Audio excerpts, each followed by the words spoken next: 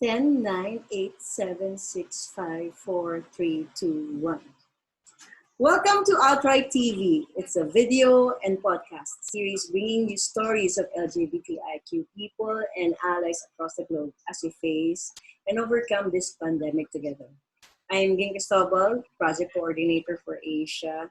And for today's episode, I am with Ryan Sylverio, the Regional Hello. Coordinator of the ASEAN SOGIE Caucus. Ryan, welcome to Outright TV. Hi, gang. How are you? I'm good. And say hi to the global audience.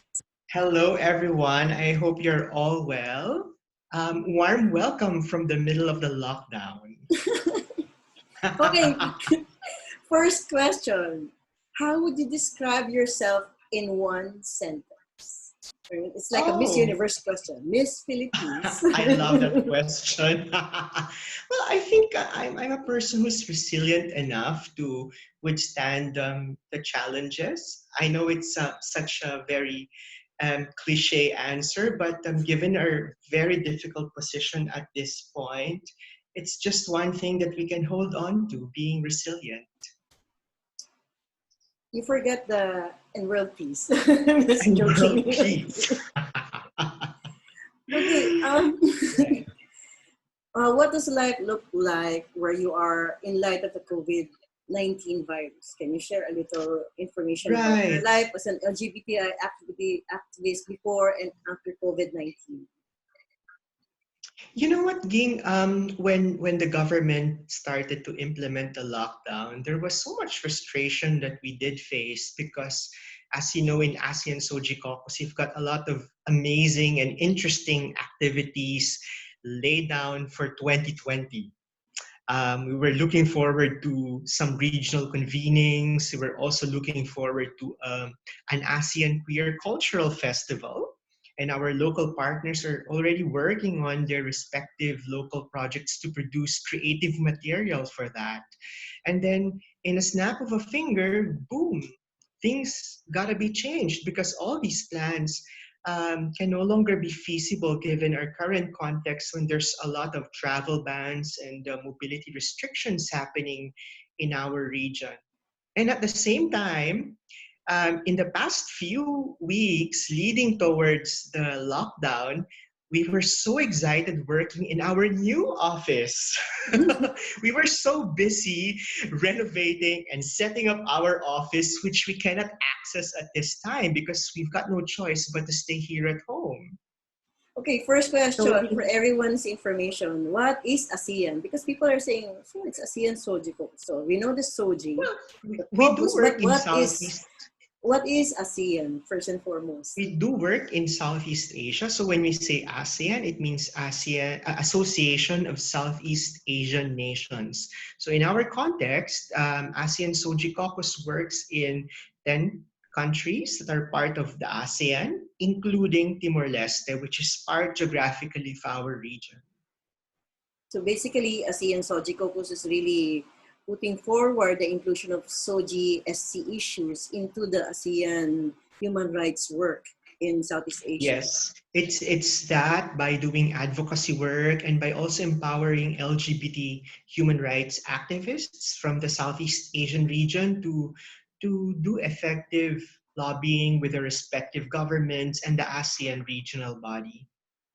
So basically, Ryan, what you're doing is it's like an LGBT group, but sub-regional. This Yeah, is really crazy. it's a regional organization, right? We have members who are organizations and individuals working in those different countries. So how has your community been impacted by this pandemic? So I'm going to ask you with regard to the two communities you belong to, the sub-regional and Southeast Asian community and the local community in the Philippines. Right. So in the past few weeks, we've been doing this rapid needs assessment. So we were able to interview several LGBT organizations. The key intention there is to really understand what is happening.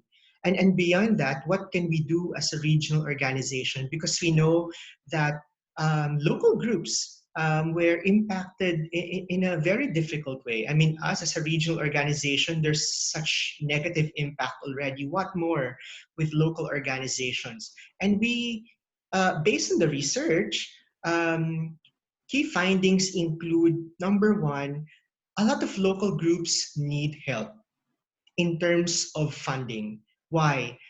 Not all of us are blessed to have institutional funds that allow us to operate, whether there is a project or not. Many groups have restricted short-term project funds. So without activities happening at this point, there's no money coming in. While at the same time, local groups are pressured to respond to relief support, provision of food supplies for their members and members of their communities. So, like, there's one group who said to us that right now they've got money because one funder gave them money prior to the lockdown, and they were able to use that money to buy food supplies and hygienic supplies for their communities. But beyond the lockdown, there's no guarantee that there's funding coming in. So that's one big problem, the economic impact of it. And we also have to understand that LGBT groups, many of them are being run by volunteers who have other jobs. And as you know, in our region, a lot of research have been conducted that point out that LGBT persons have difficulty in terms of accessing full-time, stable jobs. There's discrimination in the workplace.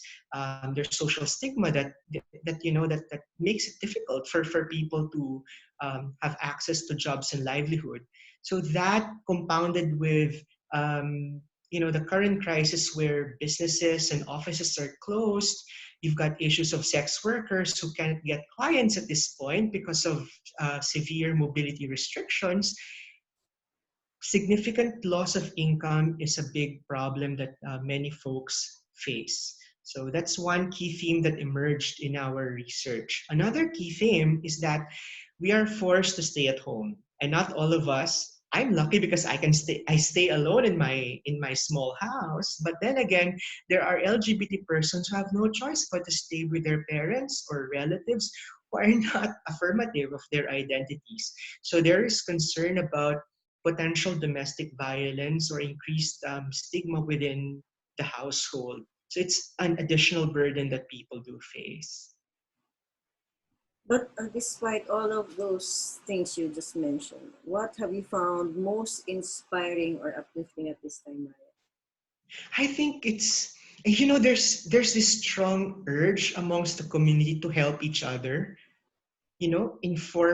informally, and through their organizations, because we all know that there's a crisis that we do face, so we gotta act on this. We know that I think it's also about increased empathy towards each other, increased sense of solidarity that we are not alone in this struggle. And right now, the problem is with us, right, facing on our faces straightly, and we gotta do something. Yes, you're right. And during this time of social isolation, with my friends, they've been creating so many ways of engaging with their friends and loved ones and even neighbors. You can see in social media and geographically, like cook-out challenge, exercise challenge. So do you have a favorite activity for staying connected while being isolated? Our chat groups are so active. I mean, we've got chat groups in Facebook, we've got chat groups in WhatsApp, Yes. and then there's another one in Signal for some sensitive information. So I think that's one thing that I was kind of busy about. And there's a lot of Facebook groups right now because people have more time on social media to really use it as a way to hold governments accountable, because seriously, our governments messed it up. Yes, that's true. But how do you keep your sanity while being isolated? What do you do if you're not doing activist work? How do You know you, what? how do you stay Right. uh, relaxed, composed, and poised? You know, apart from watching old videos of Miss Universe pageants from 1980s onwards, you know what I'm doing. You've been sending me videos of 1980s aerobics exercises, so we've got a lot some time to make ourselves healthy and fit. Yeah, that's true. My friends also, we have this Zoom group chat where we would exercise together. It's crazy. But Oh, that's pretty fun. like for me, I'm very positive that this will all end. So what do you look I do forward hope so.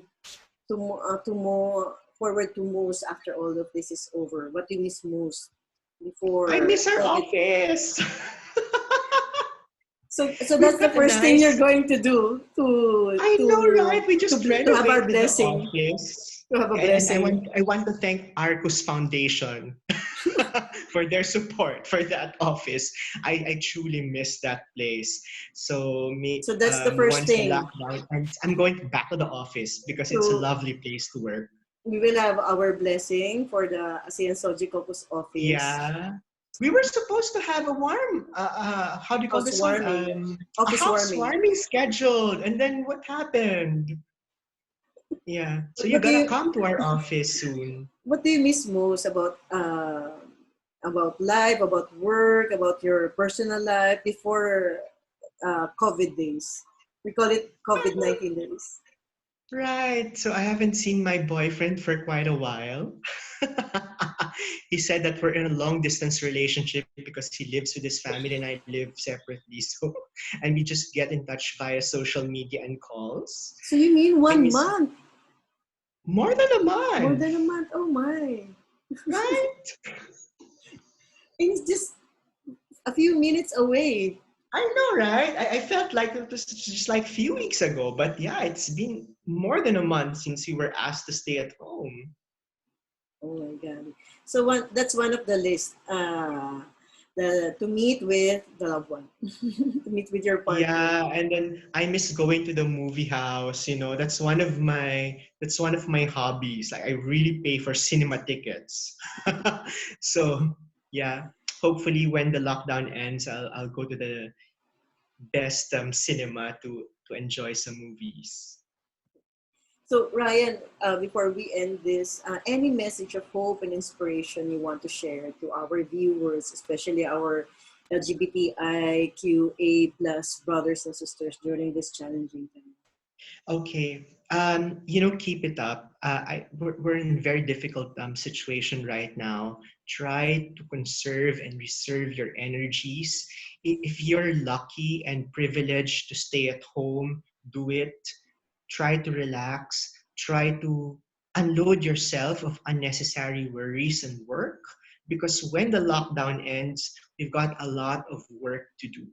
I know in social media, in online spaces, there have been a lot of activities and a lot of meetings in online spaces. Try to be prudent enough to engage yourself in those discussions. Focus on what is very necessary. Like, for example, a coordinating meeting to respond to the immediate needs of our community. And all the rest, set it aside. We need to be more conscious about our health and well-being at this point. When the lockdown ends, we're back into the daily grind of work, and there's a lot of things to do. The economic crisis that LGBT persons are facing whilst in the lockdown will have to linger a few more months later. And as you know, in our region, not all of us are in the same pace in terms of government response. Some, like in the case of the Philippines, we're lagging behind. Other countries are advancing, are making things better, like, say, Vietnam. I think the government is responding better compared to us. So much support will have to be given to countries whose COVID situation is lagging behind. So conserve your energies. Much work will be done. We're not in a race at this point. We don't need to rush things. Try to walk graciously and gracefully so that we'll still be alive and we can survive the tough next few months. Yes, that's true. Conserve and don't don't give up the dream of equality That's because we will true. continue work. Ryan, thank you very Right? much. Thank you Thanks so for much, spending Ging. time with us. And thank you for taking the time to watch Try TV. It's a video and podcast series bringing to life stories of LGBTIQ people and allies Can across I? the globe. Yeah. Um, as we face and overcome this pandemic. So I'm Ging Cristobal from the Philippines. I work from home, like all of you. I am the project coordinator for Asia. And with me is Ryan from ASEAN SOGIE Caucus. So thank you very Hi. much. And me and my colleagues will be back soon with more stories. Thank you, Ryan. Thank you, everyone. Thanks, Thank you, Ging. Take Ryan. care. Bye. Bye. Oh, ganun lang. Ah, ganun lang siya.